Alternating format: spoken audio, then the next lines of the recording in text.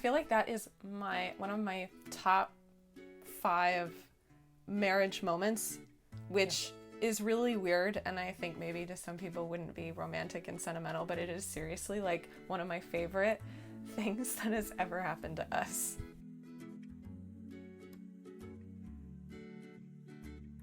What compromise should look like in a relationship? I should Okay. probably cut my nails. I didn't think my hands were going to be in this thing. It's kind of funny because literally before we taped this, I was writing down no compromise. But it was with respect to politics. Interesting. So, Well, okay, so I actually have a thought on this.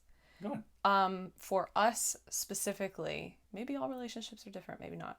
But for us specifically, I don't actually think we compromise with how I interpret the word compromising, because I feel like compromising means that I lost and you won, or you lost and I won, or we both lose a little bit and we meet in the middle or something. Yeah. My philosophy on it is that we don't compromise, which is why sometimes our conversations are so tedious. So then the idea is more, I have to either convince you to agree with me or the other way around. Yeah. And then that is what we do. Or in discussing it, we come up with something different. And so we both, in order to move forward, have to make and believe 100% that this is the right decision. So I don't actually think we compromise. Compromise is a bad word because it means, you're right, that I lost or I partially lost at least. But compromise is not going to be in the equation, in the discussion. It's going to be either we work together to come up with a consensus, I think was the word that I used. Yeah. Yeah, I think all of our stuff are consensus agreements. And maybe you should mention why we come to a consensus. Go ahead. I don't know where you're going. A lot of times earlier in a relationship, when we had an argument, I would just shout you down. Oh, yeah. Right? Mm-hmm. So a compromise would always be on your side. Yes.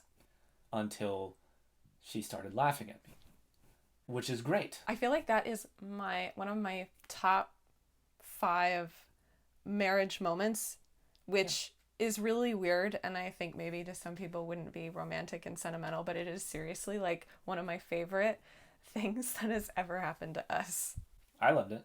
So essentially, to give people a background of what that situation is, I kind of retreat when somebody yells at me. I turtle shell or cry. So I'm an only child. My parents are very gentle. We would just have these very systematic conversations and everybody was heard. And so just yelling just really never happened in my life. And so Chris is a little different. You have 2 brothers. It's much more Italian family. Yeah. Little intense.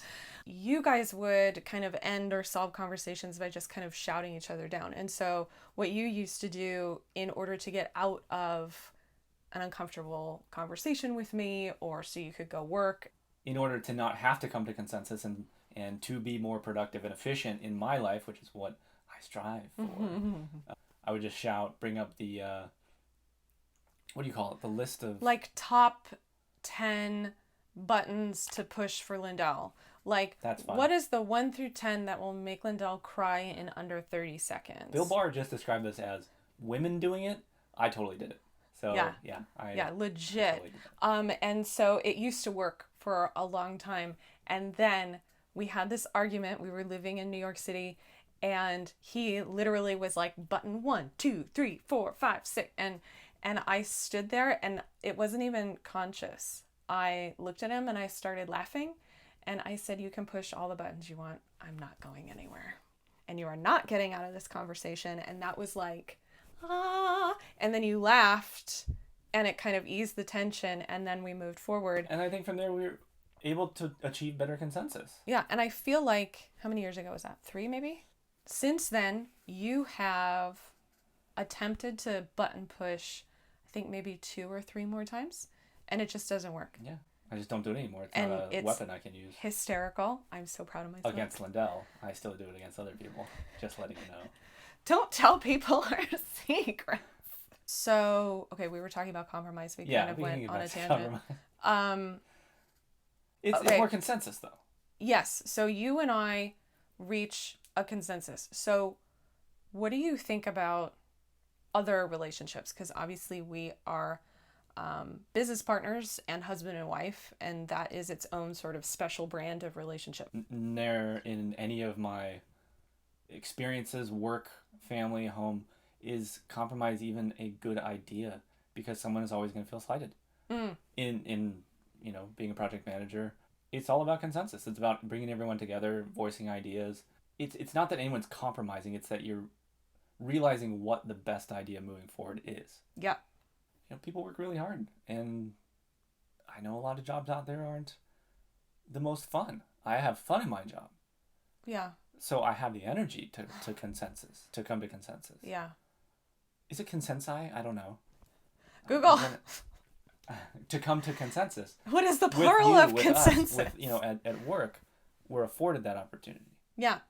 As far as compromise in normal relationships, maybe you have to every once in a while.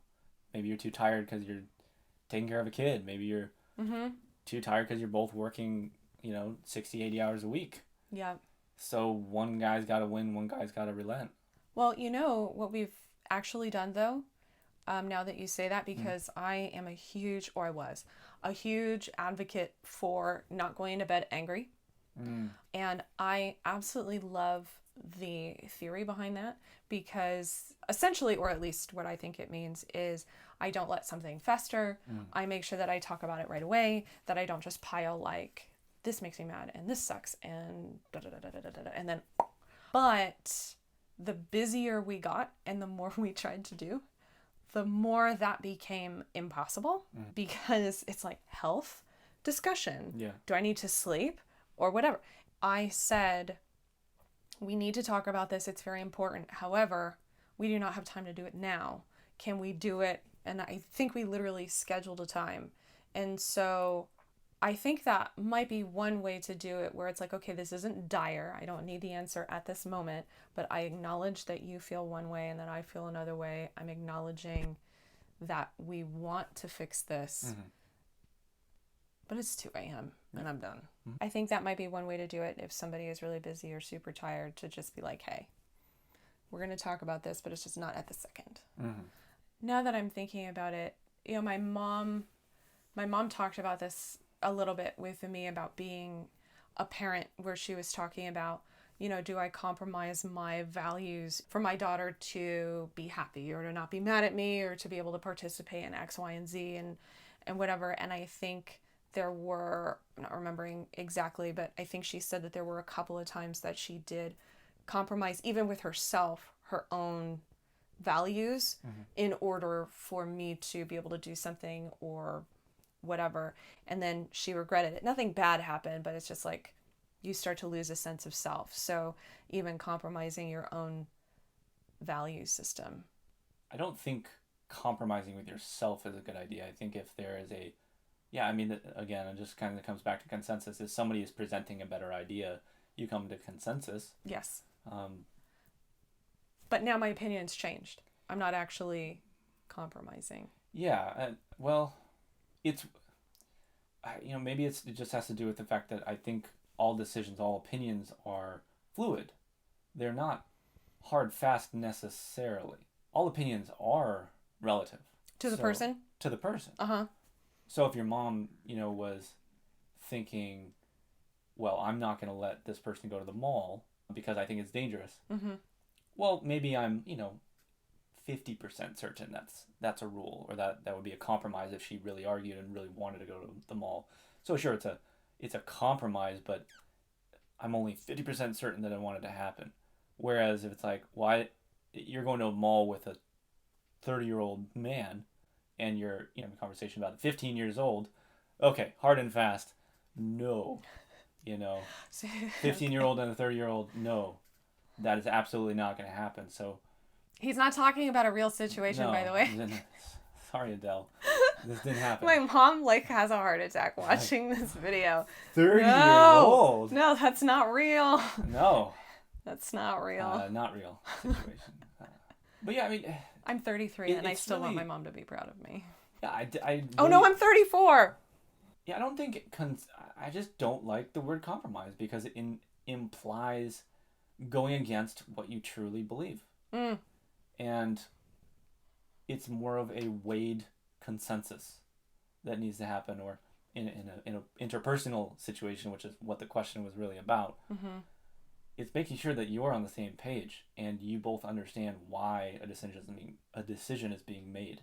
Do you feel like you have compromised in our relationship ever? Yeah, I think there's been times where, I'm probably a weird one because I get super uncomfortable when I'm compromising. And it probably doesn't happen because I'm so uncomfortable. I'll just lash out irrationally, like they said it was in the one with Tim Allen in the Christmas movie. Yeah, I think it was Santa Claus the movie where the boy, I can't remember his name, Charlie, Charlie, I did it. where Charlie says, "Are you lashing out irrationally? Where did you learn Yeah, that?" yeah. Neil. Neil teaches me a lot of things. He listens to me. He listens to me.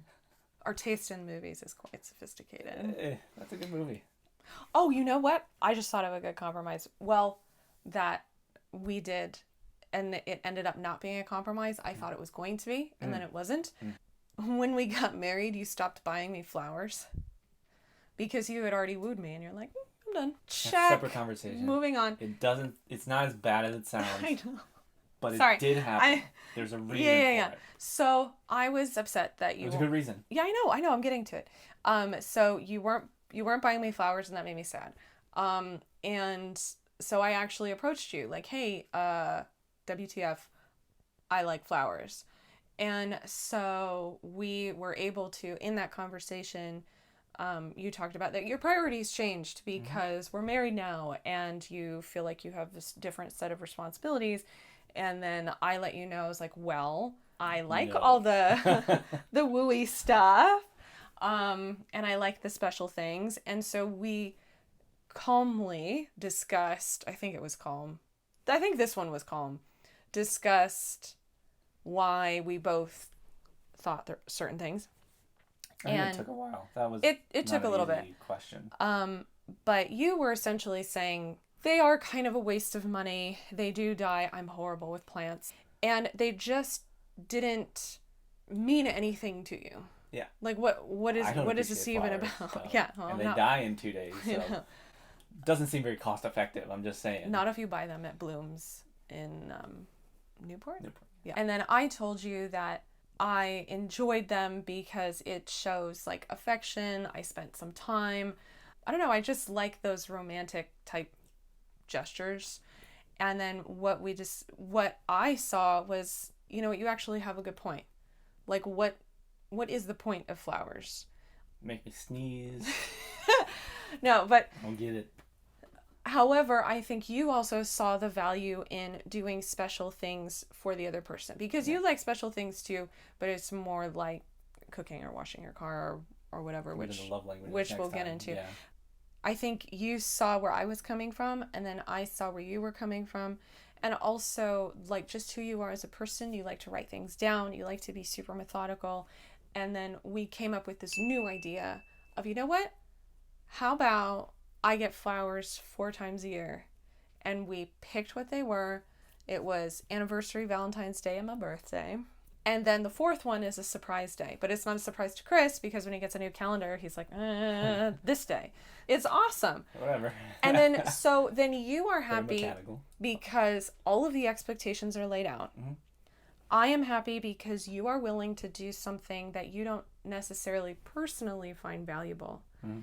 And then we both win. So I think I felt going into the conversation that it was going to be a compromise, and then it ended up being something new and different. And I feel like that happens with our conversations a lot.